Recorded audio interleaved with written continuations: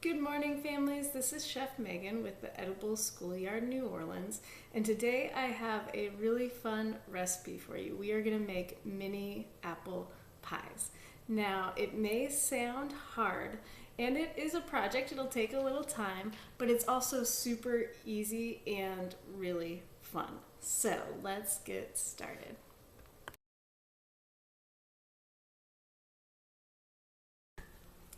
Not only is this recipe really fun, it also uses apples. And if you have been getting food from the distribution sites around town, which I hope you have, I know they've been giving out fruit every day. And so either you might have some apples extra that you haven't eaten, or looking ahead, you can save the apples from the food this week and then you can make this recipe this weekend. So I hope that that works out for some of y'all.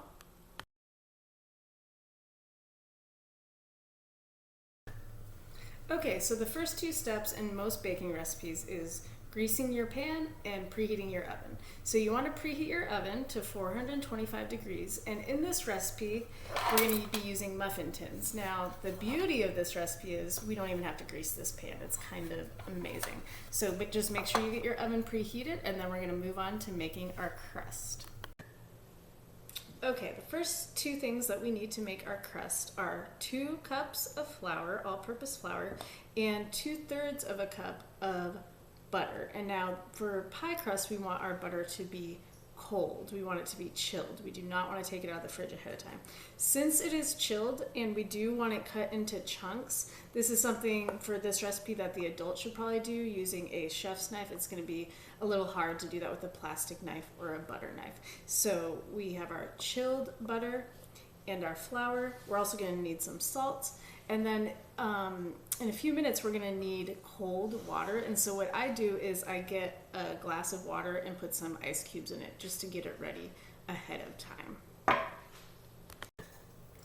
Okay, so like I have said in other videos, my half cup fits into my flour container. My full cup does not. So we need 2 cups of flour. I already put 1 half cup in, so how many more half cups do I need? So let's see, how many half cups go into 2 cups? The total is 4. I already had 1, so we're gonna add 3 more. So there's 2. Remember that you are leveling it off with a knife, or I'll show you in the next round. You can also just use your finger. So here's my 4th one. There you go. And then we're going to put all that 2/3 cup of butter into our bowl with our flour. So here is where we get to have some fun. We are going to start incorporating this butter into the flour with our fingers. So this might take a few minutes. We want our kids to get their little fingers in there, take each little piece and squish it so that it's completely covered in flour. We want to keep going until there are no pieces of butter that are bigger than a pea. This mixture is going to look kind of like coarse sand or tiny little pebbles. So this is maybe going to take a few minutes, but the whole time we're going to be having a great time. So I'm going to pause and finish up while you guys do too. All right, so I've been incorporating this in with my fingers. I'm going to show you what it looks like, and yours should look the same. Now with pie crust or biscuits, things like that, you don't want to over incorporate it. You don't want all that butter melting. You want to keep it nice and cold. They say that the best bakers have cold hands because with your butter staying kind of intact, that's what's going to make your crust nice and flaky. So also, if you didn't get the little streamer on the bottom, I forgot to put the salt in with the flour at first. So if you haven't done that already, we're going to add a teaspoon of salt. Just mix it in. It'll be fine.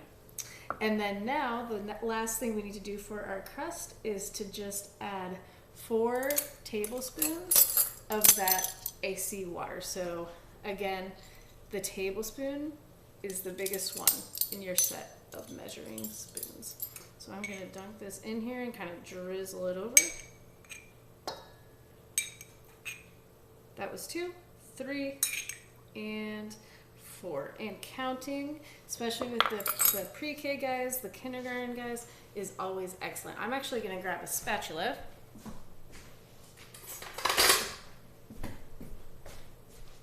Today, pineapple.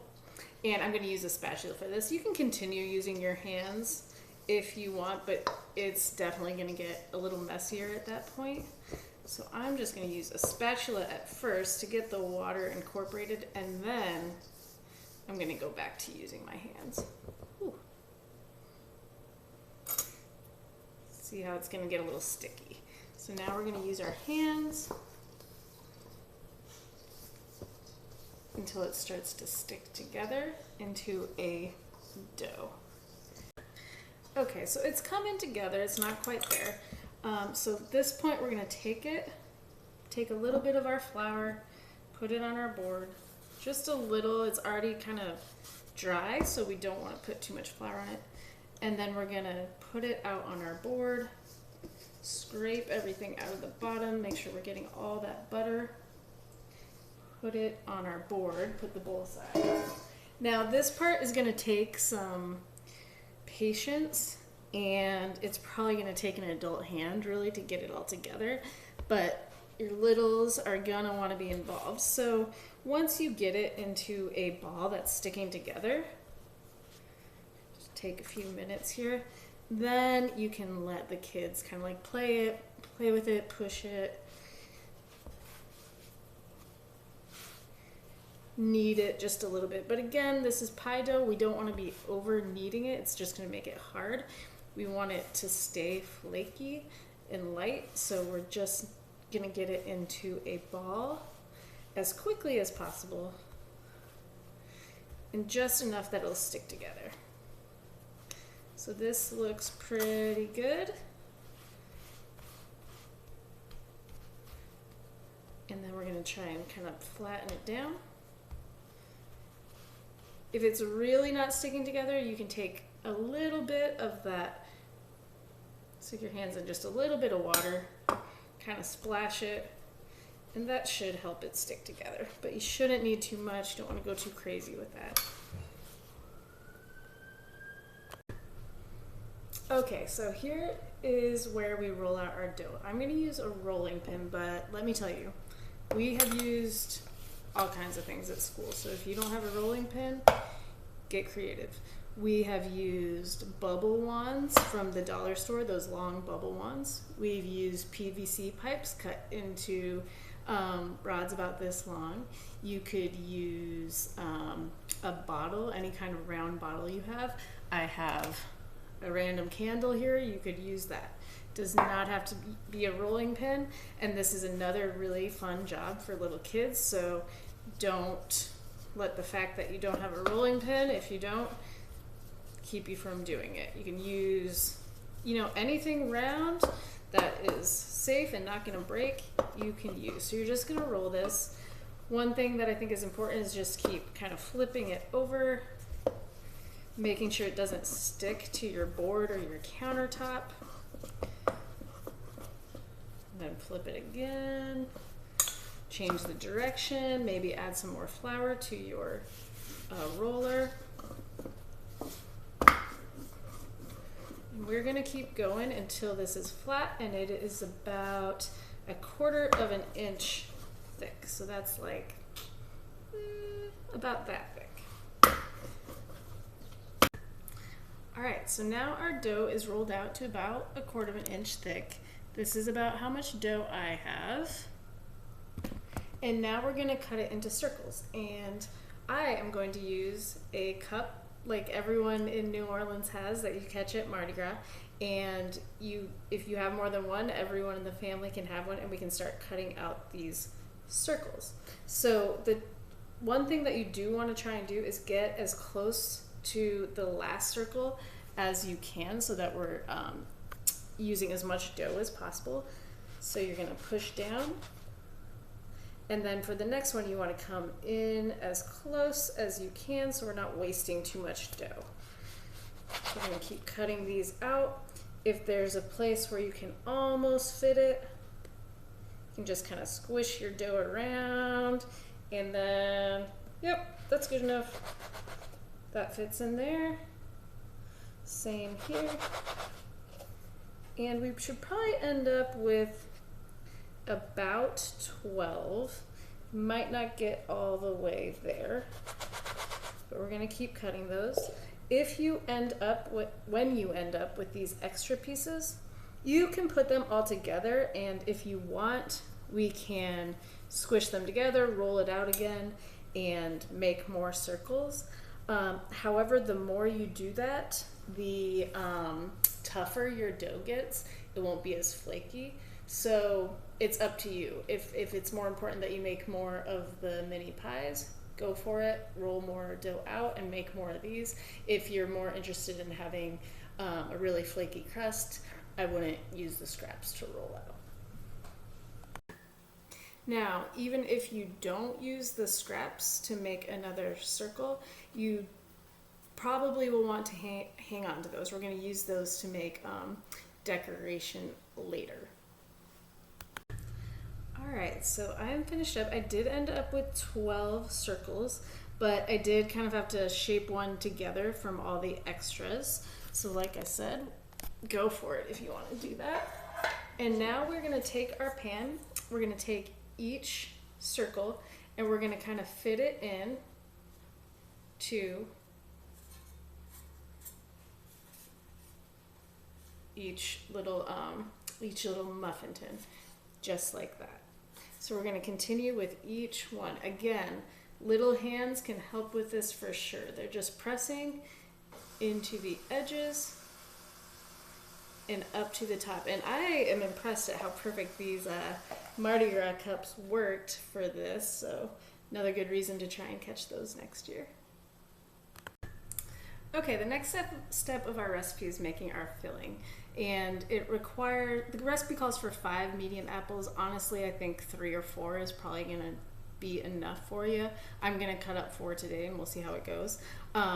One thing though, I just washed the same bowl I used for my crust, so the less dishes the better, and I've already started dicing the apples. 2, I just wanted to show you a couple of things with dicing apples. So, first of all, the easiest way that I found to do it is look at where the core is, cut right to the side, don't forget your bear claw, and then you have one piece without any seeds, cut to this, then you turn it around, cut to the side of the core again, another piece without seeds, side again, another piece, and another piece. That way you just have the core and you don't have to deal with all the seeds the whole time. Also, your pre-K student or your kindergarten student or your middle schooler can chew on this core while you are cutting the apples up. Another thing, if you do want to get your first, second, third grader, fourth grader involved in this, what you can do is cut these pieces into sticks like this, and then your student can use a butter knife to go back and dice up the apples. When I have student interns in the kitchen, this is one of my favorite things. We can work side by side. I can just work on cutting the apples or whatever it might be into sticks, or what chefs call batons, and then they can take this and they can work right alongside me with their butter knife and they can dice the apples up. Okay, so I chopped up my 4 apples. I have them all here in my bowl. And believe me, I wish I had some student helpers to help me with that. About now, maybe you're wishing they were over here helping me too. I don't know how you're feeling.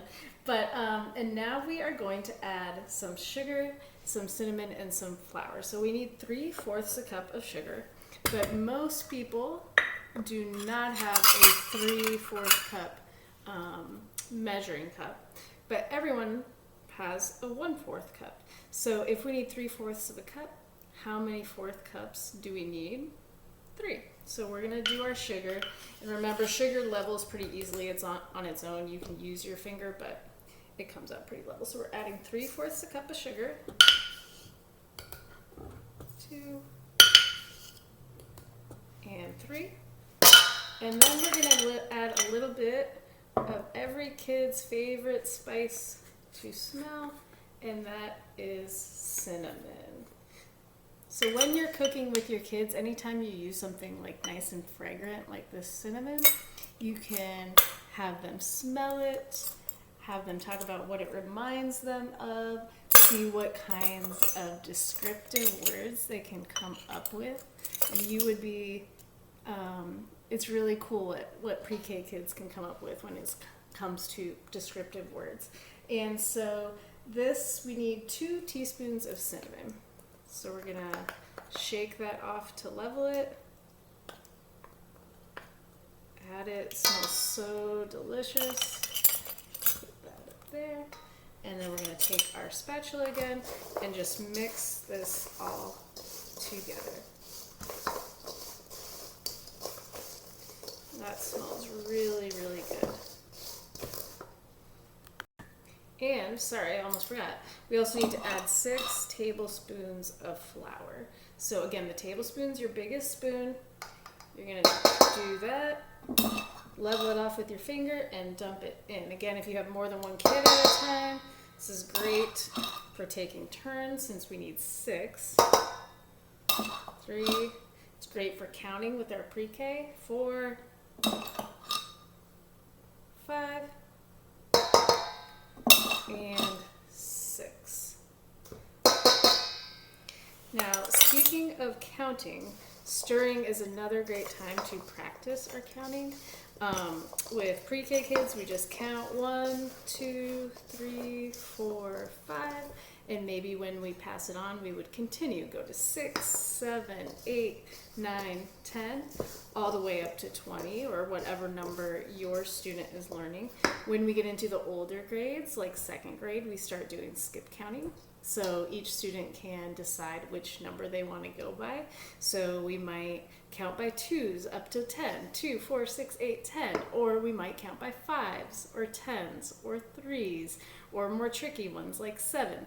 And even if the students don't know right off the top of their head the 7, 14, 21, 28, the teacher or you, the parent, can still recite that, and it is getting it in their head, it's getting them learning, and it's just as useful. So now we have everything, now that I remember the flour, and we have our mix that we are going to put into the little pies that we made earlier. Okay, for our next step, we have 3 things. We have our filling with our apples, our flour, our cinnamon, and our sugar. We have the little crust that we made earlier, and then we have 12 little pieces of butter that we have cut up. And what we're going to do for this part, and you might need more than 1 spoon so that all the kids can help out. You're just going to take a spoonful of the filling and put it in the crust, and then you're just going to take one of these pieces of butter and put it in there with it. So I'll show you again. We're going to take just a spoonful of your filling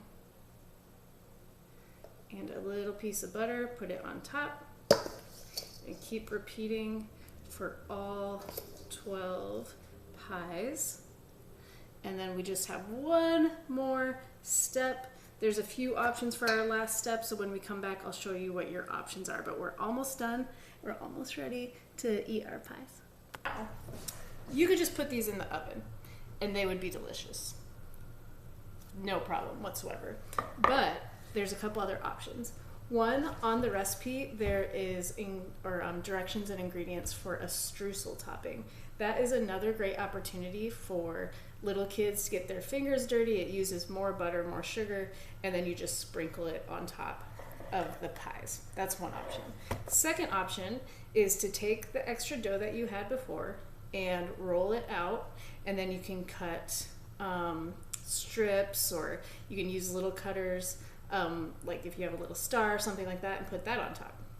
What I would do, especially if I was working with little kids, is I would just pinch off little pieces of this dough and then play around with it, like make a kind of a snake shape like this, and then you could coil it around. I'll show you guys what I did on the top. It's probably gonna be hard to see. but I just kind of coiled it around on top of there. You could make several of these and make the strips on top. I'm just gonna kind of have fun with it, and you can have fun with it too with your kids. I'll show you what I end up with at the end. But there's a lot of different options. Like I said, this is a project. By this point, maybe you're just ready to get it in the oven. It's completely up to you. So I'm gonna just kind of have some fun and make some little designs and stuff, and then I'll come back, show you what I did, and then we'll put them in the oven. Alright y'all, here are what my mini pies ended up looking like. I just had a little bit of fun with them.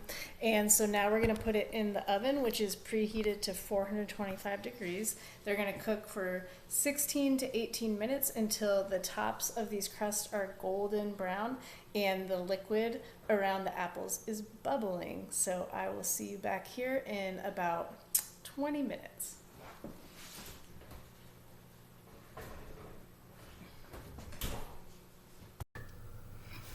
Alright y'all, so I took my pies out of the oven after about 18 minutes. Again, they had that they were golden brown on top.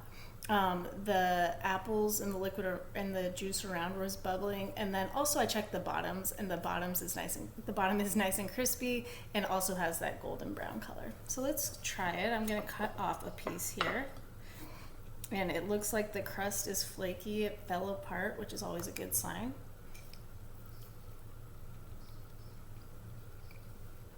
Great work, y'all. So I hope y'all had fun. I hope y'all liked the apple pies, and I can't wait to see y'all again. Have fun, keep cooking, eat well.